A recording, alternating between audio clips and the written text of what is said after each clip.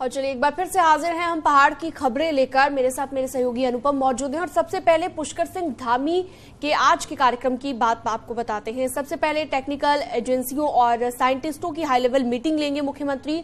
जोशीमठ के एरिया को पार्ट में बांटा गया है और जो भूधंसाव लगातार हो रहा है वो एरिया और जहां पर भूधंसाव नहीं हुआ है, जो प्रभावित नहीं है वो एरिया, पूरे जोशीमठ का टेक्निकल सर्वे कराया जाएगा। जोशीमठ का जियो टेक्निकल, जियो फिजिकल, सेस्मिक, हाइड्रोलॉजिकल स्टडी कराई जाएगी और सभी संस्थानों को पत्र भेजे गए हैं। आज कई वैज्ञानिक भी देहरादून पहुंचेंगे और प्रभावितों के पुनर्वास 3 जगह पर पीपलकोट, कोटी, फॉर्म और गौचर का शासन को प्रस्ताव मिला है। तीनों जगहों को जीएसआई की स्टडी करवाई जाएगी और प्रभावित परिवारों के लिए प्री फैब्रिकेटेड घर बनाए जाएंगे, जिसके लिए सेंट्रल बिल्डिंग रिसर्च इंस्टीट्यूट को पत्र लिखा गया है। 1 से 1,500 लोगों के लिए 1 और 2 BHK और मल्टीपर्पज शेल्टर भी बनाए जाएंगे। आज जोशीमठ पर सीएम की महत्वपूर्ण मीटिंग रहने वाली है। बड़ी जानकारी आपको दे रहे हैं। कई वैज्ञानिक आज पहुंचने वाले हैं देहरादून। 1 से 1,500 लोगों के लिए घर तैयार बनाए जा रहे हैं, प्री फैब्रिकेटेड घर।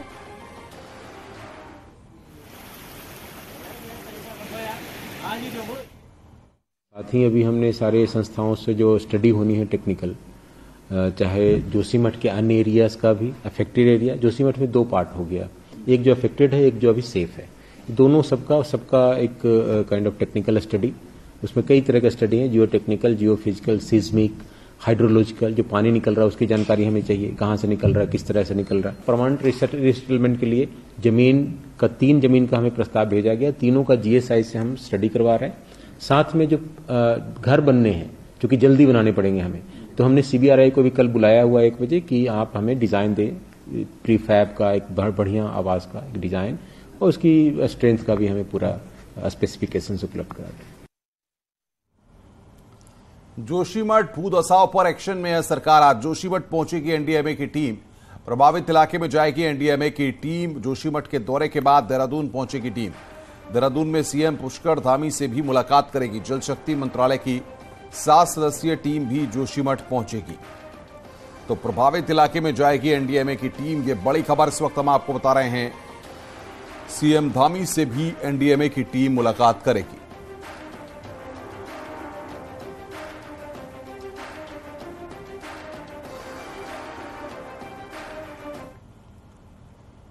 पीएम मोदी के प्रधान सचिव ने जोशीमठ की स्थिति की उच्च स्तरीय समीक्षा की, जिसमें वीडियो कॉन्फ्रेंसिंग के जरिए उत्तराखंड के अधिकारी जुड़े, जिसमें अधिकारियों ने बताया कि भारत सरकार की एजेंसियां और विशेषज्ञ योजना तैयार करने में राज्य सरकार की किस तरह से मदद कर रहे हैं।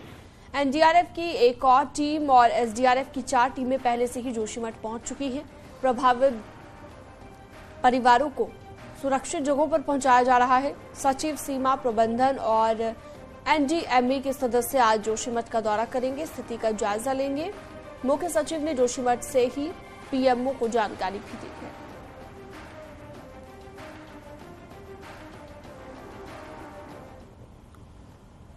और जोशीमठ से बड़ी खबर यहां पर आई है। भूधसाव की जद में 600 से ज्यादा घर हैं, 68 परिवार प्रशासन शिफ्ट कर चुका है। ये जानकारी हम आपको दे रहे हैं। रोजाना कई घरों में दरारें बढ़ रही हैं।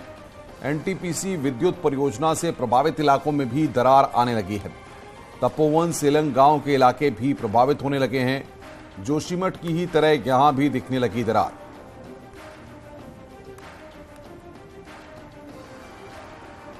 तो भूधसाव की जद में 600 से ज्यादा घर हैं, 68 परिवारों को शिफ्ट किया जा चुका है। तपोवन, सीलंग गांव के में भी भूधसाव हुआ है। जोशीमठ की तरह इलाके में भूधसाव हो रहा है।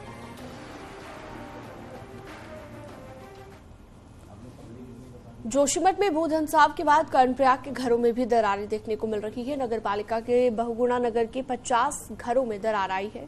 वहीं अपर बाजार वार्ड के भी 30 परिवारों पर आपदा का संकट है और स्थानीय लोग डरे हुए हैं। कुछ परिवार तो अपना घर छोड़कर रिश्तेदारों के यहां पर रहने चले गए हैं।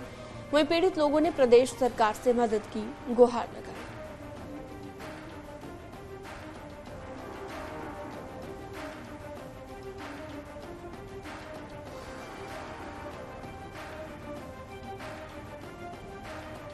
तो देख सकते हैं आप क्या स्थिति बनी हुई है इस वक्त। लोगों के घर टूट रहे हैं, बड़ी बड़ी दरारें लोगों के घरों में आ गई हैं और भूधंसाब की ये जो दिक्कत है, लोगों की परेशानी को अब इसने बढ़ा दिया है।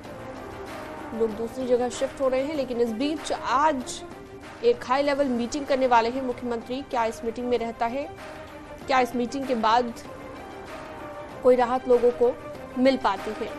खबर पर ज्यादा जानकारी के लिए हमारे साथ भारती सकलानी जुड़ गई हैं। सीधा रुख करते हैं भारती का। भारती, आज कई वैज्ञानिक पहुंचने वाले हैं देहरादून में और साथ ही साथ हाई लेवल मीटिंग आज मुख्यमंत्री की रहने वाली है। कह सकते हैं कि इसके बाद कोई बड़ी राहत की उम्मीद उन लोगों के लिए जो लगातार परेशानी झेल रहे हैं?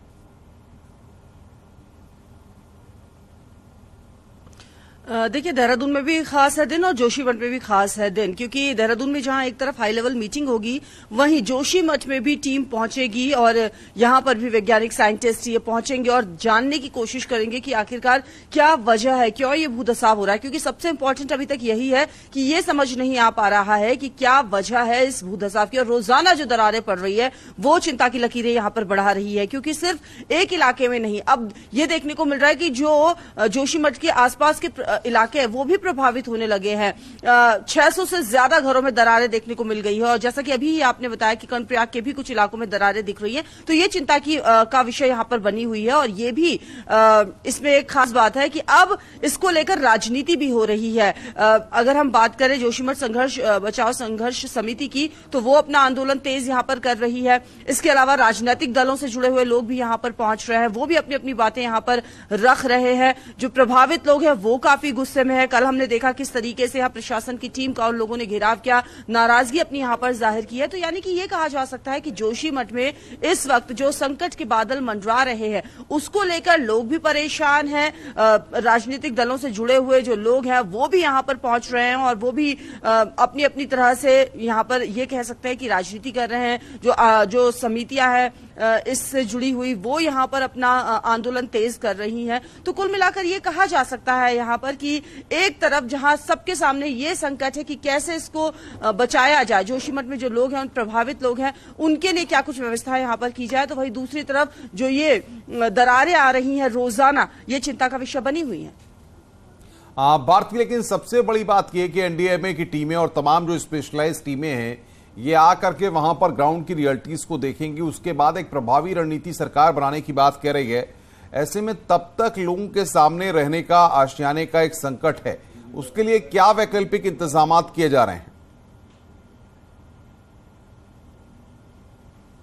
देखिए, जो लोग हैं उनको शिफ्ट किया जा रहा है। जैसे जैसे कल ही 68 परिवारों को शिफ्ट किया गया है। जो प्रभावित लोग हैं उनके लिए होम स्टे में व्यवस्था की जा रही है, उनके लिए गेस्ट हाउसेज में व्यवस्था की जा रही है। नगर पालिका, गुरुद्वारे, स्कूल्स, ये सब तो एरियाज हैं ही जहां पर इन लोगों के लिए व्यवस्था की गई है और ये 3-4 दिन से हम देख रहे हैं कि यहाँ पर हो रही है। लेकिन रोजाना जो दरारें आ रही है उसमें जो लोग रह रहे हैं, लोगों अभी भी कई लोग ऐसे जहां पर अभी छोटी दरारें हैं वो उसी घर में रह रहे हैं। तो प्रशासन की टीम उन्हें समझा रही है और जो इफेक्टेड एरियाज है, सबसे पहले तो देखो जो डेंजर जोन है वहां से लोगों को शिफ्ट करना वो एक सबसे बड़ा चैलेंज है, क्योंकि अभी भी लोग वहां पर रह रहे हैं। प्रशासन की टीम आ रही है, मैपिंग कर रही है, डेंजर जोन के साइन वहां पर बना रही है और लोगों को शिफ्ट वहां से कर रही है। तो ये रोजाना अनुपम यहां पर देखने को मिल रहा है। और आज भी इसी कड़ी में आज हम फिर जब जाएंगे देखेंगे वहां पर कितने और घर है, क्योंकि रोजाना ये देखने को मिल रहा है कि घरों में दरारें आ रही हैं। तो आज भी हमारे पास ये इनपुट्स आ रहे हैं कि कई घर और हैं जहां कल छोटी दरारें थी, वहां आज और बड़ी दरारें नजर आ रही हैं। बहुत बहुत शुक्रिया आपका हमारे साथ जुड़ने के लिए और बातचीत करने के लिए। भारती सकलानी हमारी संवाददाता इस वक्त की बड़ी खबर पर हमें अपडेट दे रही थी। आगे बढ़ते हैं। जोशीमठ दौरे से लौटने के बाद सीएम धामी का बड़ा बयान सामने आया। सीएम धामी ने कहा है कि अब सभी हिल स्टेशन की बेयरिंग कैपेसिटी का आकलन कराया जाएगा और यदि कोई शहर अपनी बेयरिंग कैपेसिटी को पार कर गया है तो वहां निर्माण कार्यों पर व्यवस्थित तरीके से रोक लगाई जाएगी।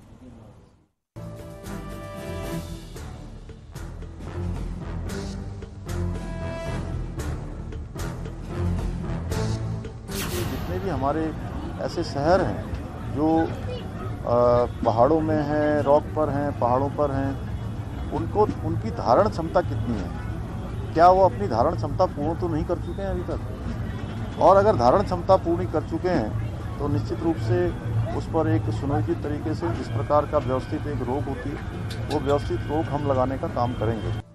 बेतरतीब और अनियोजित निर्माण का जो दंश आज जोशीमठ झेल रहा है, उत्तराखंड में पहाड़ के हर छोटे बड़े शहरों की कहानी कमोवेश जोशीमठ जैसी ही है।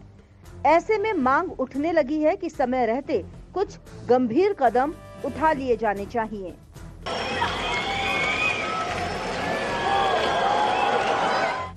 वरुणावत पर्वत की तलहटी में बसे इस शहर में जब पहाड़ की तलहटी को काटकर अनियंत्रित निर्माण शुरू हुए तो ये पहाड़ शहर पर ऐसा बरपा कि 200 से ज्यादा घरों के लोगों को शिफ्ट करना पड़ा।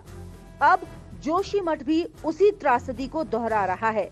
हल्के मलबे और बोल्डर के ढेर पर बसा जोशीमठ में परियोजना के निर्माण, अंधाधुंध होटल, भवनों के अनियोजित निर्माण से ये शहर अपनी बियरिंग कैपेसिटी को पार कर गया और उसने शहर को बर्बादी के कगार पर ला खड़ा कर दिया। भूगर्भ विज्ञानी एसपी सती का कहना है कि पहाड़ के कस्बे इसी तरह टाइम बम बने बैठे हैं। लिहाजा अब समय आ गया है कि पहाड़ में विकास के पूरे अध्ययन के साथ एक समग्र नीति बनाई जानी चाहिए। जोशीमठ के बहाने, क्योंकि जोशीमठ में तो देर हो चुकी है, लेकिन जोशीमठ की तरह ही कई और कस्बे, कई गांव अभी टाइम बम पे बैठे हुए हैं, क्योंकि इस बहाने कोई बड़ी कार्य योजना तैयार। वैज्ञानिकों को आशंका है कि बढ़ती आबादी, टूरिस्ट का दबाव और अनियंत्रित निर्माण से हिल स्टेशन, नैनीताल, मसूरी समेत पहाड़ के कई शहरों पर यह खतरा मंडरा सकता है। इसका संज्ञान लेते हुए सरकार ने अब बियरिंग कैपेसिटी के आंकलन के साथ ही सभी हिल स्टेशन को ड्रेनेज और सीवर प्लान तैयार करने के भी निर्देश जारी कर दिए हैं।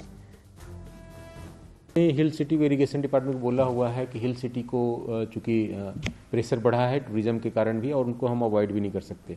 बेहतर ही होगा कि वहाँ का ड्रेनेज सिस्टम, सीवर सिस्टम, जो वहाँ का रोड्स वगैरह, वो सारी चीज़ें इस तरह से हो कि ज़मीन में अननेसेसरी स्टॉर्म वाटर से कटाव ना हो। बहरहाल उत्तरकाशी का भटवाड़ी, नैनीताल, पिथौरागढ़ का धारचूला, बागेश्वर का कुंवारी गांव, रुद्रप्रयाग, पौड़ी, कई कस्बे भूधसाव और भूस्खलन की जद में हैं और मुख्य तौर पर कारण अनियोजित निर्माण ही है। उम्मीद की जानी चाहिए कि देर से ही सही जोशीमठ से सबक जरूर लिया जाना चाहिए ताकि भविष्य में किसी और शहर को ये दिन न देखना पड़े।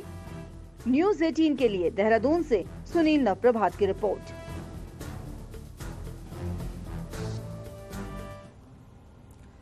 मुख्य सचिव एसएस संधू भी रविवार को जोशीमठ पहुंचे, जहां पर उन्होंने भूधंसाव के हालातों का जायजा लिया। उनके साथ डीजीपी अशोक कुमार भी थे। मुख्य सचिव ने बाद में कहा कि पहले भूधंसाव के कारणों को पता लगाने की कोशिश की जा रही है। सभी एक्सपर्ट्स की टीम लगी हुई है। कारणों का पता चलने के बाद ही उसका समाधान किया जा सकेगा।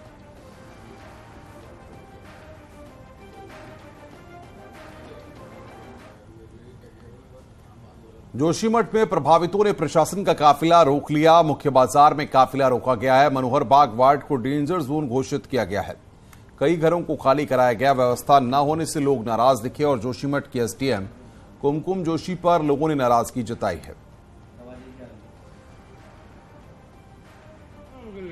अस्पताल वाला बोल रहे हैं कि क्या व्यवस्था करनी है, आप कौन पैसे देगा उसके, आप बताओ। इनके घर पे लग गया ट्रस्ट, उन्होंने बोल दिया 3 बजे खाली करो।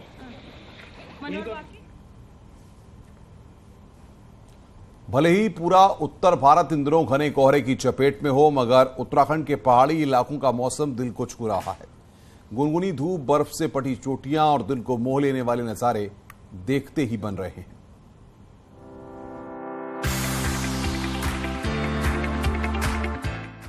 गर्मी हो या सर्दी, पहाड़ों में मौसम हमेशा ही खुशनुमा नजर आता है।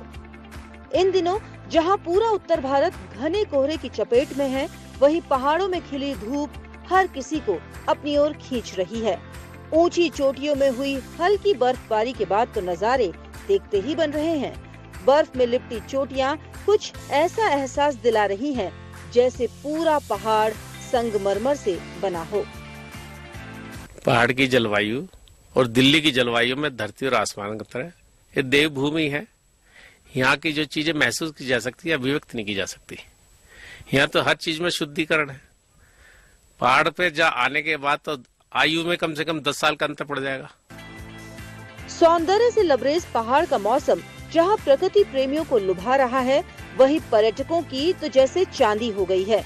जहां कहीं भी सैलानी जा रहे हैं, वहीं उन्हें ऐसे नजारे देखने को मिल रहे हैं जिसकी कल्पना उन्होंने शायद ही की हो।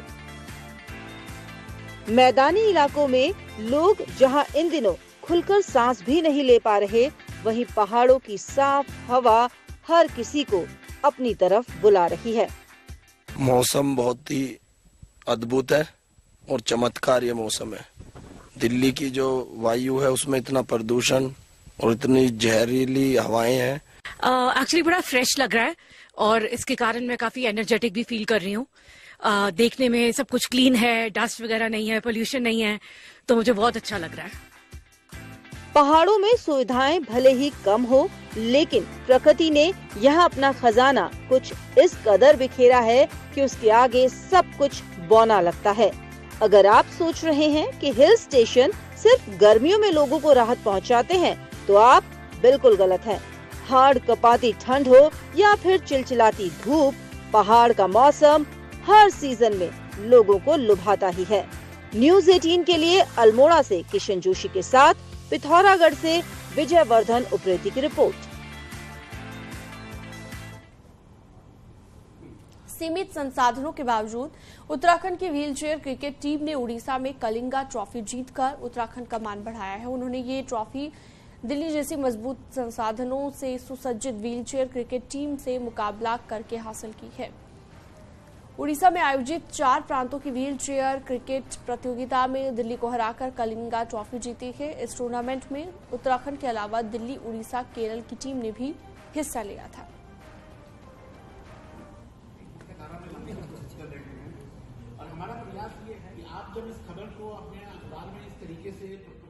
जो अच्छा था, सबसे पहले हमारा टूर्नामेंट केरला टीम के साथ था।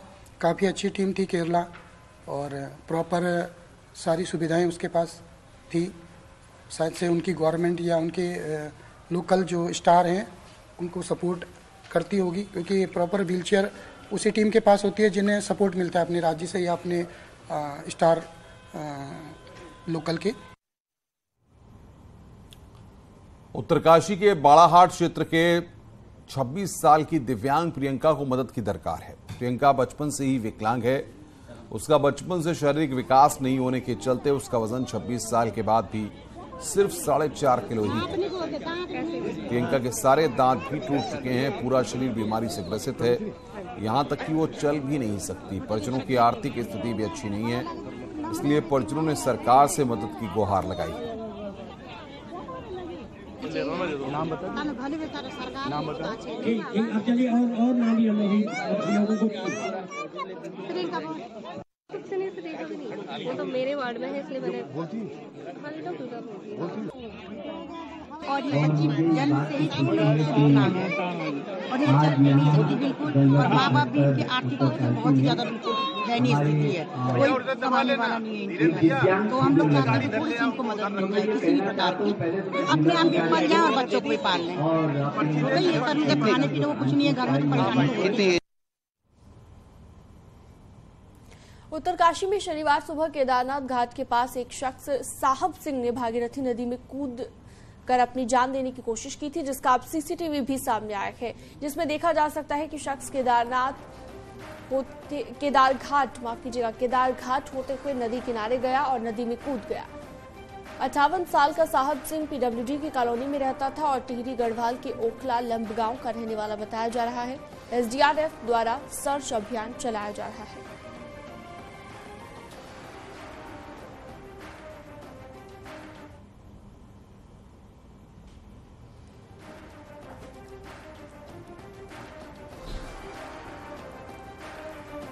तो ये तस्वीर आप देख सकते हैं, ये अब सीसीटीवी फुटेज इसका सामने आया है। शनिवार सुबह भागीरथी नदी में ये कूदा था शख्स, जिसका अब फुटेज भी सामने आ गया है।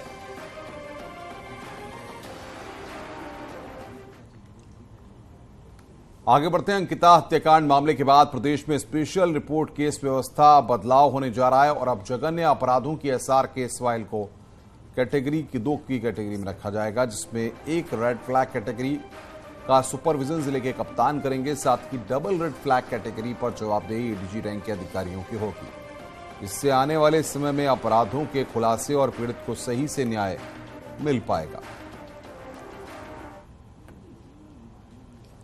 Double red flag special report cases एक करीब 17 कैटेगरी केसेस और 18वीं मुख्यालय तय करने वाले, जैसे कि 18 कैटेगरी के केसेस को स्पेशल रिपोर्टेड होंगी। डबल रेड फाइल पे होगा और इसका सुपरविजन यहाँ मुख्यालय तक होगी, यानी कि डिप्टी एसपी जो सीओ है वहीं से शुरू होगा फाइल। वो सभी अधिकारी कड़ी में है, वो सब उसको सुपरविजन करके अपना सुपरविजन नोट लिखेंगे, गाइड करेंगे और इस केसेस का ट्रायल तक रेंज लेवल पे ट्रायल का भी पूरा मॉनिटरिंग हो रहा है। ये नया अभी हमारे डीजी साहब की तरफ से ये सिस्टम इस साल से लागू होगी। नैनीताल में पर्यटकों के लिए नए टूरिस्ट डेस्टिनेशन तैयार हो रहे हैं। सुलाय बाड़ी में जसूली देवी के इतिहास के साथ मत्स्य आर्केड का केंद्र तैयार हो रहा है।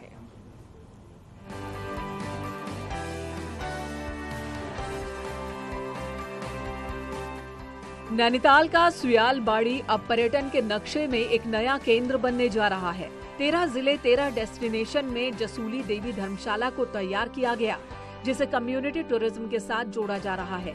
इस धर्मशाला के आसपास पर्यटकों के लिए रेस्टोरेंट और कैंपिंग साइट्स बनाए जा रहे हैं। एडवेंचर टूरिज्म के शौकीनों के लिए यहाँ मछली आर्केड को भी प्रमोट करने की योजना है।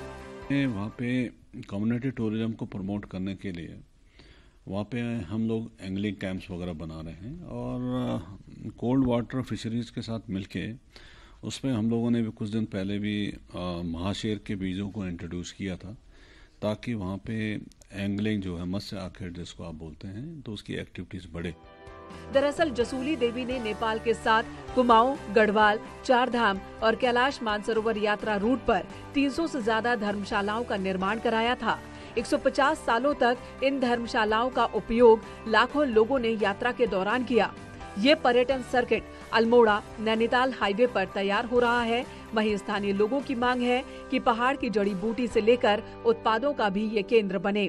पर्यटकों को लाने के लिए, जैसे कि नदी में जाने के लिए अगर वो बन जाए, अच्छा बन जाए। ये पुराने हम लोगों की, जैसे एक हमारे पुरानी बुजुर्ग जो भी थी जसूली देवी माता, इसने देखो एक अपने धन का सदुपयोग करके यहाँ एक वो बनाया। ऐसे लोगों का भी प्रोत्साहन अगर ये मिले। रुक रहे हैं यहाँ पर एक ब्रेक के लिए। ब्रेक के बाद खबरों का सिलसिला लगातार जारी है।